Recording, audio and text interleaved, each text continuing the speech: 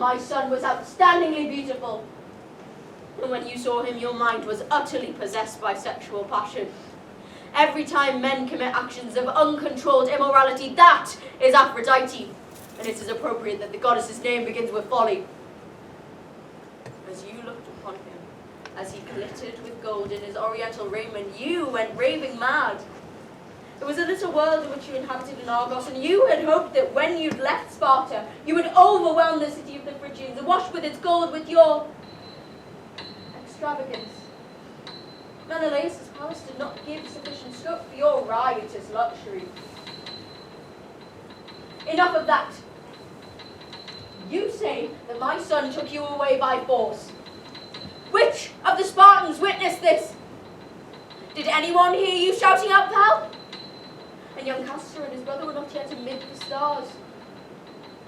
And when you came to Troy, with the Achaeans hot on your track and a deadly struggle of war broke out, if news reached you that Menelaus' side was winning, you used to praise him and make my son grieve that he had a great rival for your love.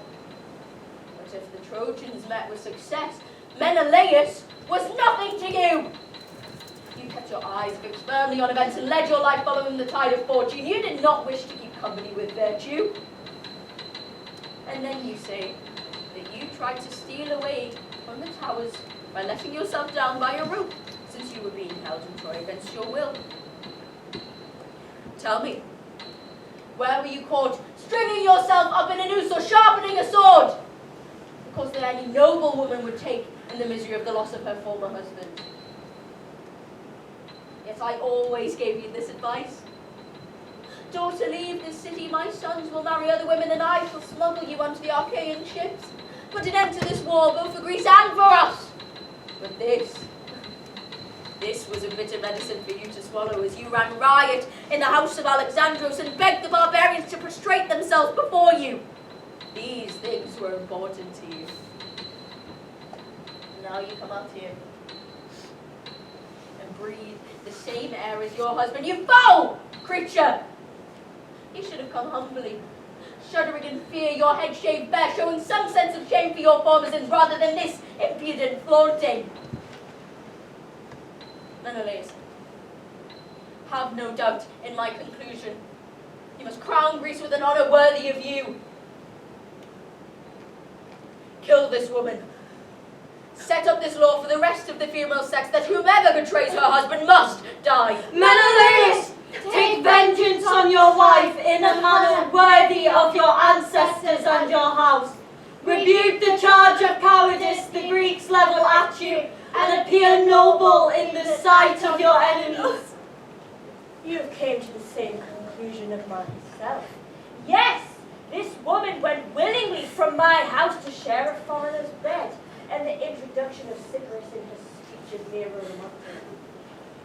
Put off with her. Let them stone her. Let the quick moment of your death atone for the long toils of the Archaeans. I beg you by your knees, do not blame me for the madness of the gods and kill me for that.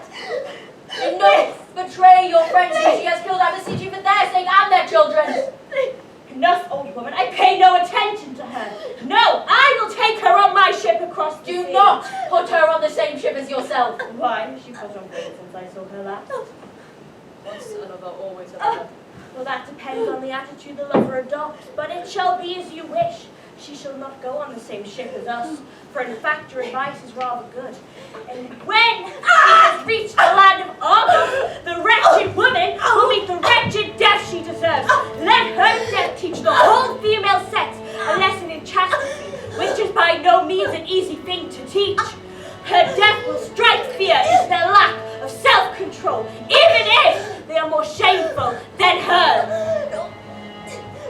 No.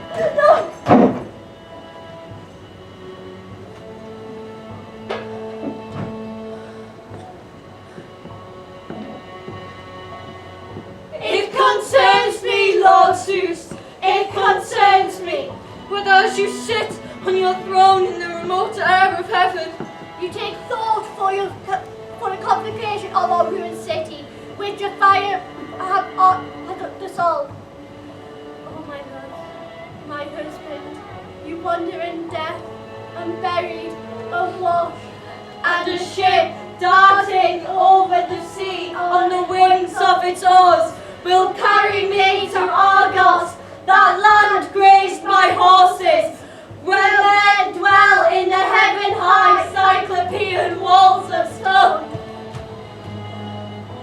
Countless children at the gates clinging to their mothers' necks. Groan through the tears, shouting, shouting, Mother, alas, the Achaeans are taking me off from your sight, all alone on a dark ship, with all that skim the sea, to sail the holy Salamis or the Ishbian Peak. Between two seas, where the home of Pelops has its gateway, while Menelaus' boat is sailing on the high sea, may a sacred flash of blazing Aegean lightning be flung with mighty force, and fall the whole length of the ship.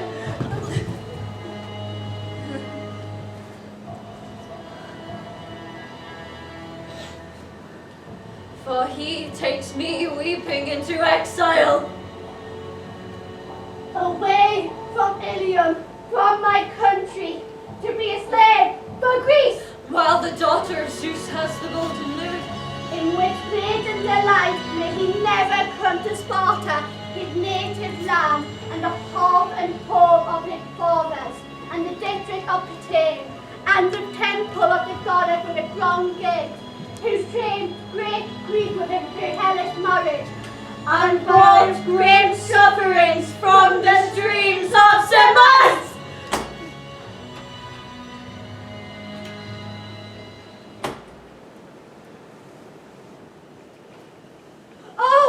Oh, how fresh misfortunes for our country! Tread on one another's heels.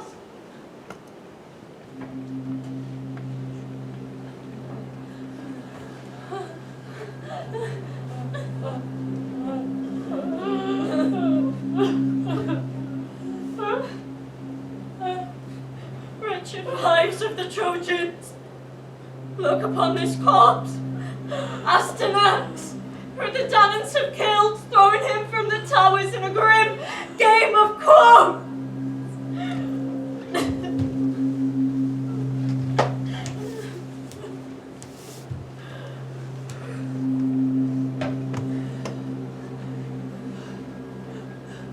Hecuba, one ship has left, with fleeting at the oars. It is to take the last of the spoils of the sons of Achilles to Pythria. Neoptolus himself set sail. He had heard of some fresh misfortune which had struck Peleus. Apparently Atreus, the son of Peleus, has driven him from his country. So Neoptolus resolved not to delay, and set off with great speed. With him went Andromache, who drew many tears from me as she lamented the fatherland she was leaving behind, and bid farewell to Hector's tomb. She begged him to allow this corpse to be buried. The body of your Hector's son. As for this bronze-backed shield, which struck fear into the hearts of the Achaeans when the boy's father held it in front of his body, she begged him not to take it to the room where she is to be a bride. As the mother of the corpse, Andromache, in sight of it, would be in much pain. No, she begged that this corpse not be buried in a cedar wood coffin and a stone tomb, but instead upon this.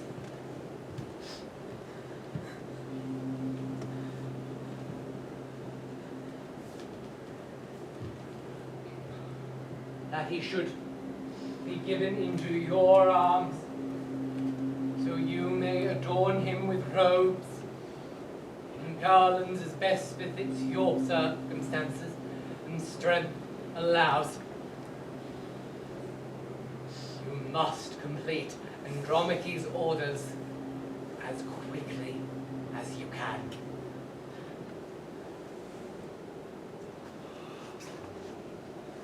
As for us, once the corpse is buried, we shall set forth on our journey home. Now, I will go break open the ground and dig him a grave.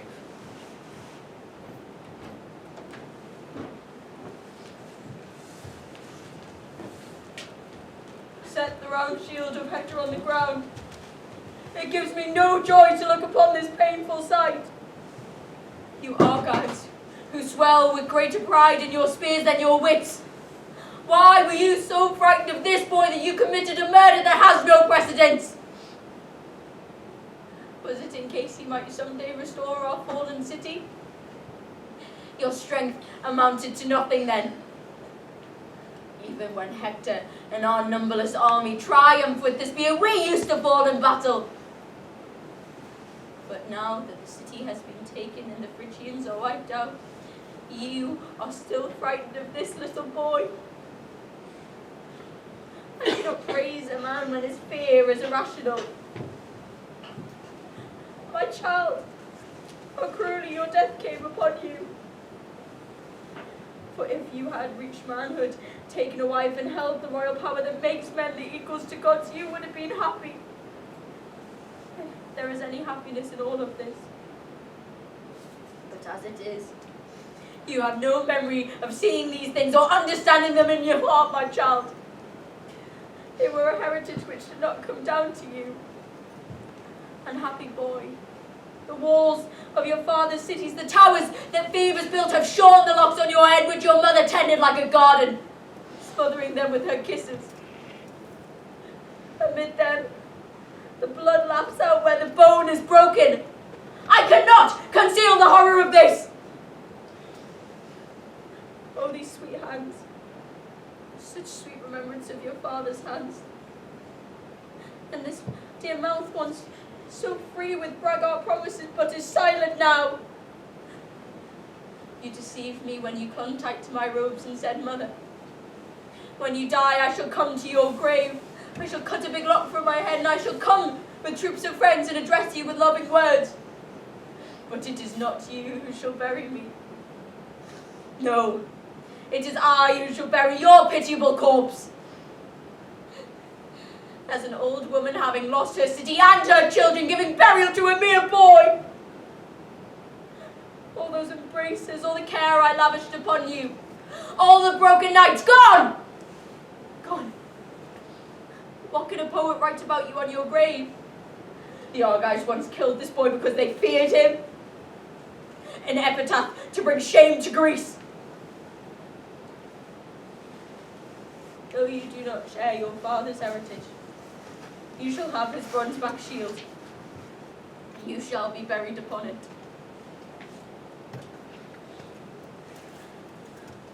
Oh, you protector of Hector's noble arm, you have lost the man who looked after you so well. How sweet the imprint that lies on your handle, and the mark of sweat on your rounded rim. The sweat which so often dripped from Hector's forehead as he pressed you against his beard amid the toil of battle. Bring adornments for the pitiable corpse as far as our circumstances allow. Though my fortune allows me no opportunity for display, I shall give you what I have.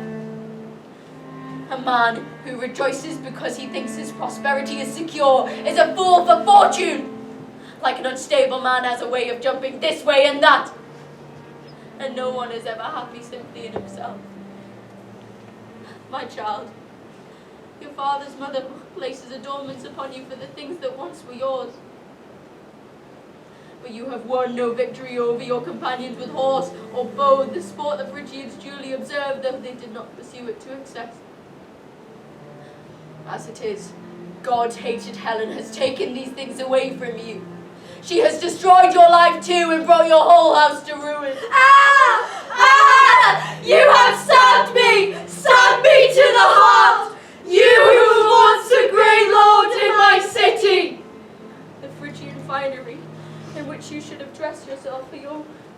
the most royal of Asian princesses. I now place it upon your body. As for you, Hector's beloved shield, the victorious mother of countless trophies, receive these adornments. In dying, you have won immortality, and you are more worthy of honor than the monster of cleverness Odysseus. Alas! Alas! The earth will receive you, dear child, whom we lament so bitterly. Grown mother! Alas! Grown a dirge for the dead! Oh, my sorrow! Yes, sorrow for your woes that cannot be forgotten! I shall heal your wounds with bandages. Unhappy doctor that I am! Yet I call myself this, I cannot do a doctor's work, and your father will see to what must be done among the dead.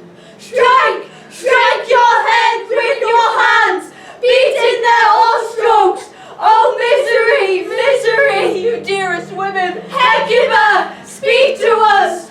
We are your friends! What does your cry betoken? So my suffering was all that concerned the gods?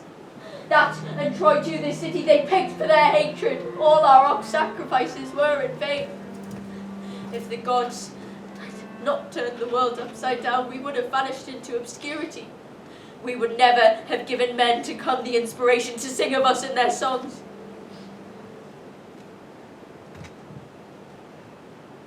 Go bury the corpse in a wretched tomb, for he has the ornaments the dead should have.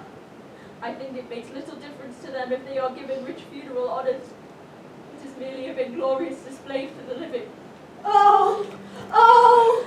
Wretched is the mother whose great hopes for her life have been mangled in this boy. You were greatly blessed. You were born from royal parents. Yet how terrible the death that has destroyed you. Ah! Ah! Who are these men I see on the heights of Troy? Brandishing fiery torches in their hands. A new disaster Is about to be added to Troy's tally of woe.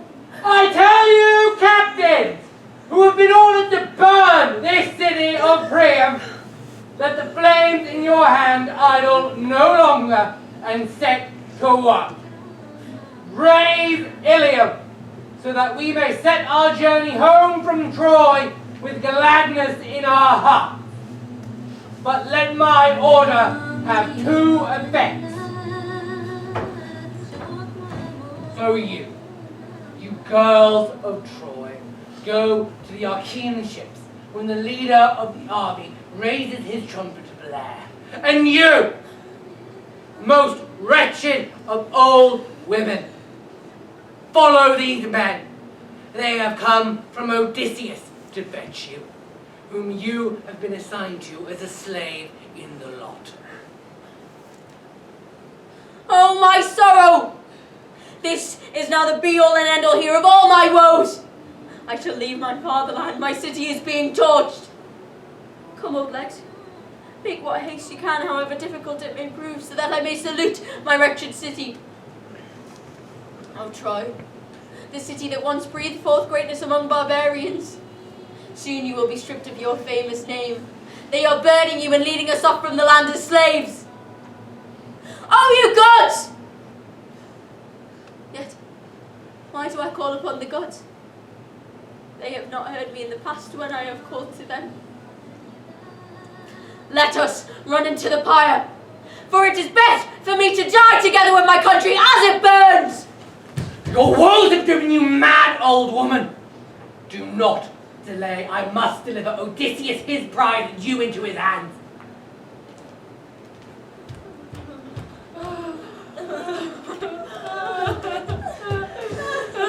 Do not delay.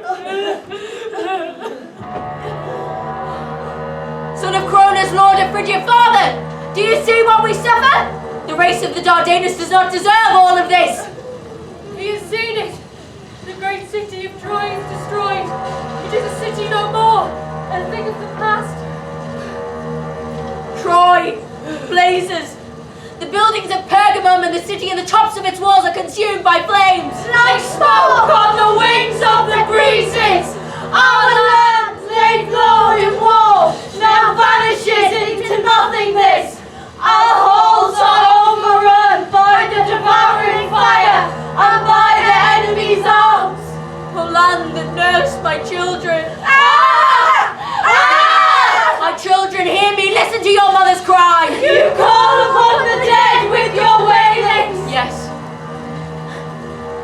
stamped my aged limbs upon the ground, and I beat the earth with my two hands. We join you in kneeling on the ground, and call our wretched husbands from the shades below. We are being led, dragged off, paid you shall pay to a house of slavery, away from my fatherland. Oh, Priel, you are dead, unburied, without a friend. You know nothing of my dreadful fate.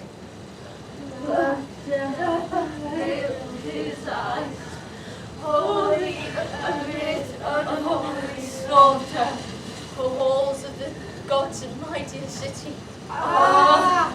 The flame of destruction and the spear point have you in their power. You will soon fall upon the dear earth into anonymity. The dust swinging its way to the sky like smoke shall mask the house that I shall see no more. The name of our land will go into oblivion.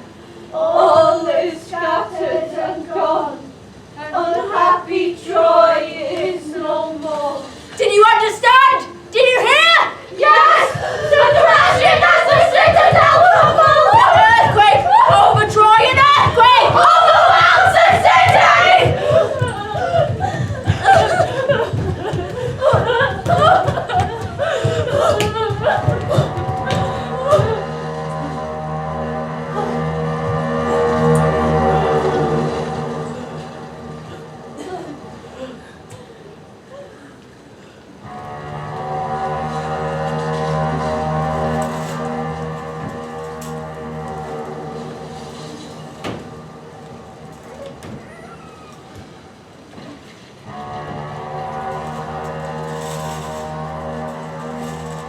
Oh, my trembling limbs,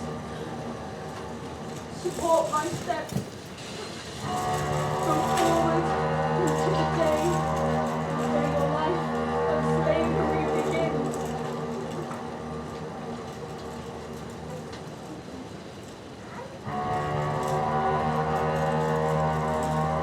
Oh, unhappy Troy! Move on to the ships of the Archaeans. Move on to the ships of the Archaeans. Move on to the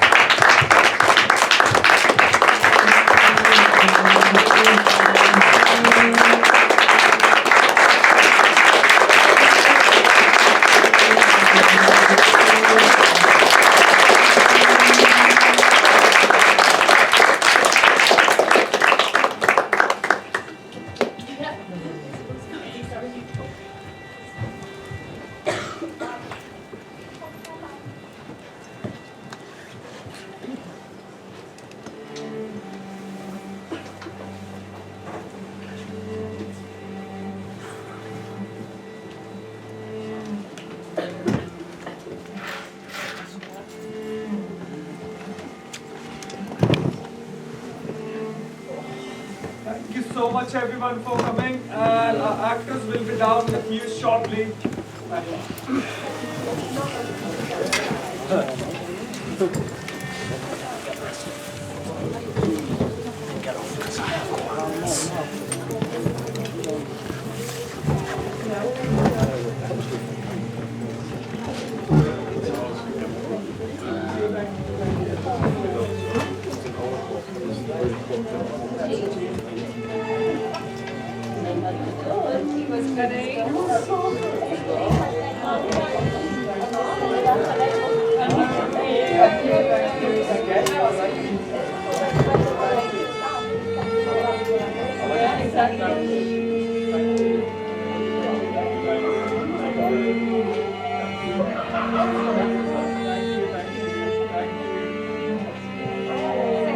Actually, you could have used him really for the show. and when the baby scene went on, you were playing with him, yeah, like, oh. I was trying, like, because he took me really well. The things probably did it. This is what I recognize over me. See, just a bit.